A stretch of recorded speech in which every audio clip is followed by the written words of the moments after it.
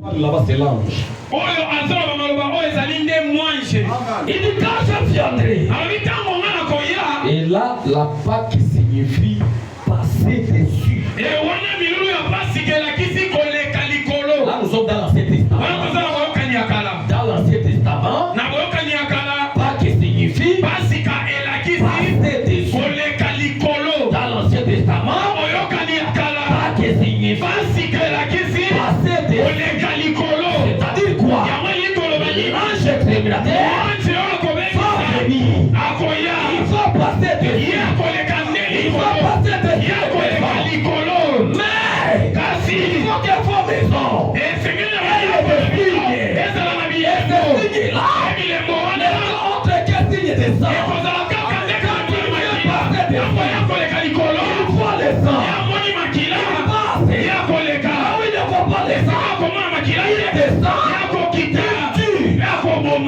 Amen. Amen. Gloire au Seigneur. Quand tu viens, il passe. Il va passer dessus. L'exode dit ça. Il va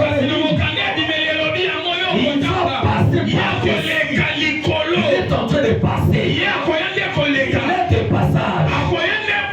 Il n'a pas de problème. Il est de passage. Mais le problème, c'est qu'il voit les signes. Pas n'importe quel signe. Les signes descendent. Pas n'importe quel sang. Les sang de l'agneau. Les sang de l'agneau. C'est le sang qui sauve. Les sang de l'agneau. C'est le sang qui libère. Les sang de l'agneau. Quand tu vois les sang,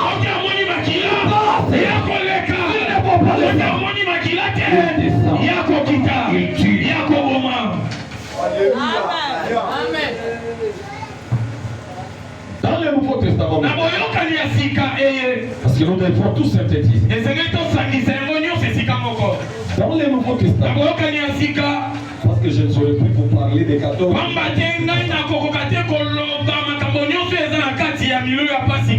Dans le Nouveau Testament, le Christ, notre Pâque. Toutes ces définitions ne viennent pas de moi, de la Bible. Les serviteurs en ligne. 1 Corinthiens 5:7 appelle jeudi notre Pâque.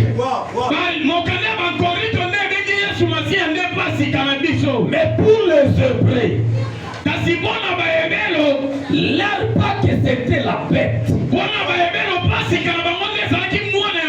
Là nous sommes dans l'Ancien Testament.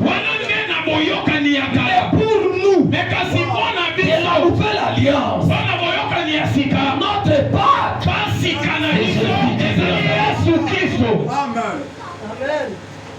C'est lui qui est notre Pâque. C'est lui qui est notre Pâque.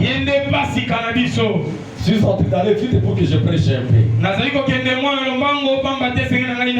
J'ai fini avec le premier point. J'ai défini la Pâque dans l'Ancien Testament et dans le Nouveau Testament. Dans l'Ancien Testament, veut dire passer dessus. Mais dans le Nouveau Testament, mais écoutez maintenant. Le deuxième point, c'est l'enseignement clé de Pâques.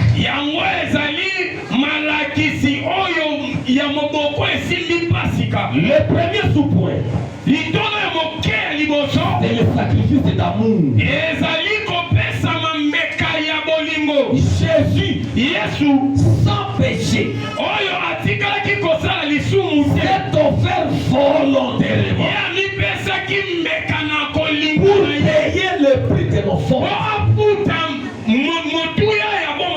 Bien-aimés, laissons de commettre le péché.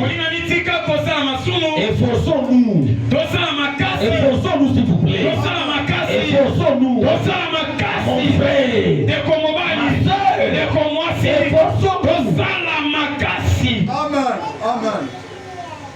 Il s'est livré volontairement pour que nous soyons libérés des péchés. Deuxième sous-point, la victoire sur la mort. La victoire sur la mort.